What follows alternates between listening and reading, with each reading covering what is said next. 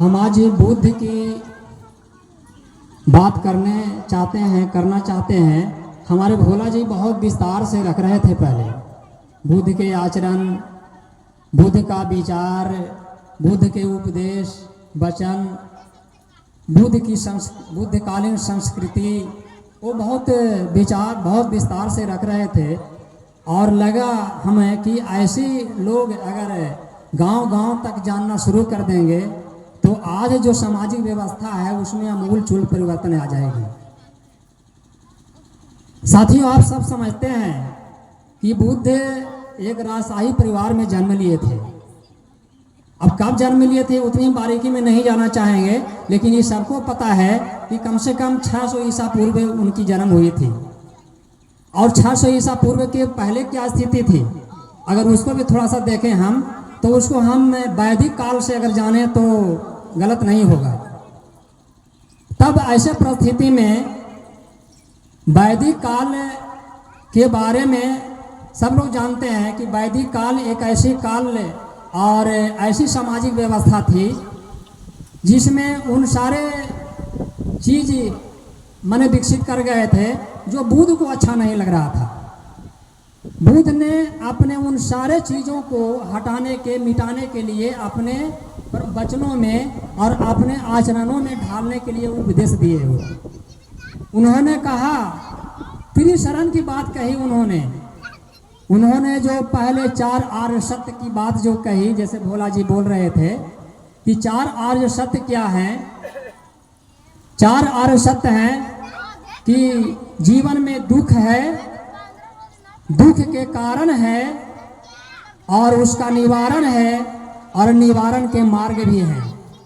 तब ऐसी परिस्थिति की अगर हम व्याख्या करें तो इस संसार, यह देश के बारे में अगर उसको हम लागू करके देखते हैं तो ये दैवीय रचना नहीं है। देश का संगठन दैवीय संगठन नहीं है, ये मूल रूप से भौतिक और राजनीतिक संगठन है। तब बुद्धा ने खोज किया कि आखिर दुख है और दुख के कारण है तो उसके निवारण का भी मार्ग है और निवारण की जरूरत है, निवारण करने योग्य है, तो होगा कैसे। तब उन्होंने त्रिशरण की बात कही। त्रिशरण में उन्होंने कहा, बुद्धम शरणम गच्छामि, संघम शरणम गच्छामि, धम्मम शरणम गच्छामि। लोग कहते हैं बुद्धम शरणम गच्छामि, मतलब बुद्ध की शरण में जाओ, यानी बुद्ध का भक्ति करो, बुद्ध का मार्ग पर चलो और बुद्ध जो कह रहे हैं सुनो, यानी बुद्ध के बौद्ध धर्म को अपना लो। कुछ बात तो सही भी है, लेकिन कुछ बात आवश्यकता से अधिक लोग समझ लेते हैं। बुद्ध ने बुद्धम शरणम गच्छामि कहने का तात्पर्य उनका था कि ज्ञान के शरण में जाओ, ज़्यादा से ज़्यादा ज्ञानवान बनो, ज्ञान का अर्जन करो, तभी तुम सत्य और सत्य के बीच का फर्क समझ सकते हो। और जब ऐसा होगा तो निश्चित है कि भलाई और बुराई के बीच का भी संबंध को समझोगे, बुराई की उत्पत्ति कहाँ से हो रही है उसके भी चीज़ों के बारे में जानेंगे और उसका निवारण कैसे होगा उसको भी आप खोजेंगे। तब उन्होंने कहा था कि आपको किसी शिक्षक की जरूरत नहीं है, आप दीपो भव, अपने आप दीप बनिए। मतलब आप ही एक तरह से सीखने वाले हैं और आप ही खुद अपने को सिखाने वाले बनिए। इसीलिए उन्होंने ज्ञान मार्ग को खोजने के लिए, ज्ञान की शरण में लोगों को पहुंचाने के लिए एक तरह से उन्होंने लोगों को एक शिक्षा दी। और उन्होंने ज़्यादा से ज़्यादा जो ज्ञानवान लोग थे, जो बुद्धिमान लोग थे, उनके ऊपर जिम्मेवारी डाला। इसीलिए उन्होंने कहा था कि चर हे भिक्खु सर्वजन हिताय सर्वजन सुखाय। उन्होंने बहुत बड़ी जिम्मेवारी दी थी।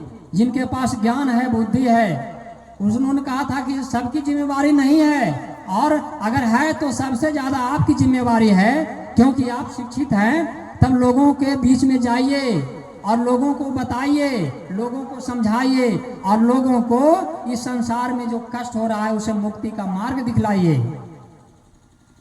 तो भी उन्होंने कहा था कि केवल ऐसे नहीं होगा। उन्होंने पंचशील का सिद्धांत दिया और कहा कि सब कुछ आप जानेंगे, लेकिन उसको व्यवहार में जब लागू नहीं करेंगे तो आपका कल्याण नहीं होगा। आप जानते होंगे कि हम लोग को बुखार लगती है तो पैरासीटामोल की गोली लेते हैं। सब लोग समझते हैं कि पैरासीटामोल की गोली लेने से देह में, शरीर में जो तापमान बढ़ जाता है वो नीचे चला जाएगा, जो पल्स रेट बढ़ जाता है वो नीचे चला जाएगा। तब उन्होंने कहा कि अगर हमारे पास ज्ञान है तो उसका उपयोग होना चाहिए, और उपयोग होता है तो उसका लक्षण दिखना चाहिए कि आप उपयोग कर रहे हैं कि नहीं कर रहे हैं। इसीलिए हम समझते हैं कि उन्होंने पंचशील का सिद्धांत दिया, और पंचशील में उन्होंने कहा कि हिंसा नहीं करना चाहिए, चोरी नहीं करनी चाहिए, झूठ नहीं बोलनी चाहिए, व्यभिचार नहीं करनी चाहिए, और नशा नहीं करनी चाहिए। हमारे चंद्रजीत भाई हम लोगों के स्वागत में सारा कुछ व्यवस्था कर रखे हैं यहाँ पर, और एक स्वागत का एक और तरीका निकाले, सिगरेट का एक डब्बा लेकर के सब लोगों को बढ़ाना शुरू किए कि भाई आप लोग लीजिए, आप चाहिए लेते हैं। हमने तो इस सब चीज़ों को करीब करीब अब समझ रहे हैं, और नहीं भी समझते थे तब तक के वो बात अलग थी, लेकिन अब जब समझ रहे हैं तो उससे धीरे धीरे दूर हो रहे हैं। और हम आग्रह करते हैं कि चंद्रजीत भाई इस पर भी थोड़ा आगामी आने वाले दिनों में ध्यान दें कि महामना बुद्धा ने कहा था पंचशील में कि नशा नहीं करनी चाहिए, क्योंकि नशा जो है से आदमी की सोचने और समझने के तरीकों से विचलित कर देता है। शायद हो सकता है कि सिगरेट की नशा विचलित ना करे, लेकिन औरों को विचलित कर दे, क्या पता, आपको नहीं करता है मुझे विचलित कर दे। तो महामना बुद्धा के बारे में अगर हम बात करते हैं तो महामना बुद्धा एक महान समाजवादी विचारक थे। क्यों?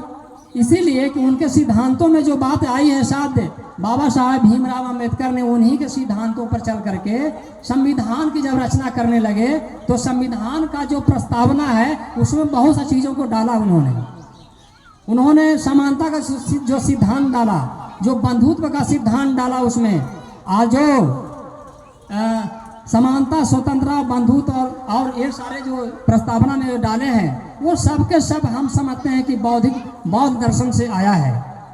इसीलिए बाबा साहब ने अंत में जब वो इस धरती से समझ रहे थे कि हमको अब जाना है तो अपना मार्ग को पहले माने क्लियर कर देना है कि हम हैं कौन।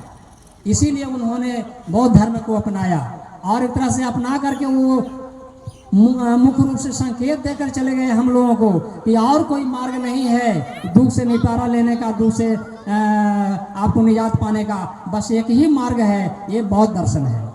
बौद्ध दर्शन में ही समाजवाद है, बौद्ध दर्शन में ही स्वतंत्रता है, बौद्ध दर्शन में ही सारे वो से मानवीय मूल्य हैं जो आपके विकसित राष्ट्र के लिए जरूरी होता है। हम एक घटना बताना चाहेंगे। हम एक किताब पढ़ रहे थे महामना बुद्धा के बारे में, बताया गया उसमें कि महामना बुद्धा श्रावस्ती में रुके हुए थे। प्रसेनजीत का जो राज की राजधानी थी श्रावस्ती में रुके हुए थे। श्रावस्ती में कुछ घर ब्राह्मण भी थे। पता नहीं, जब बौद्ध दर्शन के बारे में अध्ययन कीजिएगा तो मालूम होगा कि ब्राह्मणों लोगों का सदैव कुछ लोगों का विरोध रहा है। हालांकि पता नहीं वो क्यों विरोध रहा है, लेकिन अब जब बौद्ध दर्शन के बारे में जब उसमें गहराई से घुसेंगे तो मालूम होगा कि वैसे लोग विरोध करते हैं, चाहे ब्राह्मण हो या कोई हो, जो समाजवादी विचारधारा को नहीं मानना चाहते हैं, जो समानता के सिद्धांत पर नहीं चलना चाहते हैं, वो लोग बौद्ध दर्शन का विरोध करना चाहते हैं। तो वैसे लोगों को हम अगर समानतावादी कहें तो एक अच्छा सुटेबल शब्द ही है उसके लिए। तो उन्होंने कहा था, ब्राह्मणों ने कुछ एक राय मिलाई, आयुर्दंड आदमी को उन्होंने आगे उन सब ने मिलकर आगे किया और कहा कि आज महामना बुद्ध जो है श्रावस्ती में रुके हुए हैं, उनसे आज शास्त्र करनी चाहिए। तो कहा कि हमको तो कुछ आता नहीं है। तो बोले हम लोग हैं ना साथ में, आप आगे आगे रहो और हम लोग जो बोलेंगे वही तुमको बोलना है। तो बोलो जवाब देंगे, हमसे पूछेंगे तो हम तो बगल में है ना, बताएंगे ना। तो कहा ठीक है चलिए और क्या। तो उन्होंने कई उन सब लोग मिलकर कई सवालें तैयार किया उन्होंने, और हम बहुत सारा नहीं जानते हैं, लेकिन दो तीन जो बातें हैं उसमें आज भी हमको याद है, जब पढ़े हम किस किताब में। उन्होंने पहला सवाल किया था कि महामना, लोग कहते हैं कि इस समाज में ब्राह्मण सर्वश्रेष्ठ होता है, जबकि महामना ने पहले ही समता के सिद्धांत को अपनाए थे, इसीलिए उन्होंने कहा वहाँ पर जवाब दिया। और जवाब में एक ऐसा कटु जवाब है, कटु जवाब है, कटु सत्य भी है, उसको कहा जाए। इस रूप में कहा जाए कि जब मानव सभ्यता के बारे में आप लोग पढ़े, हम सब पढ़ते हैं, तो कोई यही 1000 जातियाँ एक बार पैदा नहीं हो गई थी समाज में।